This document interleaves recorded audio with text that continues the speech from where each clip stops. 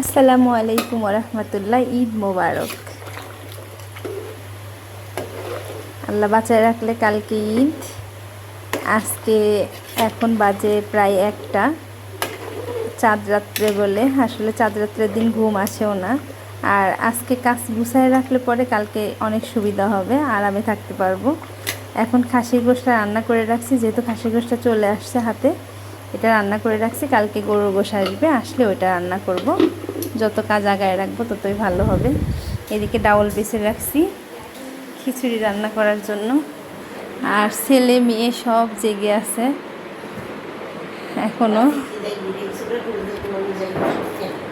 এই যে এইখানে লাচা সেমাই রান্না করছি, আর এখানে হচ্ছে এমনি সেমাই রান্না করে রাখছি। যেহেতু জনসংখ্যা অনেক বেশি, এজন্য অনেক একটু বেশি বেশি করে রান্না করছি। আল্লাহ হাফেজ।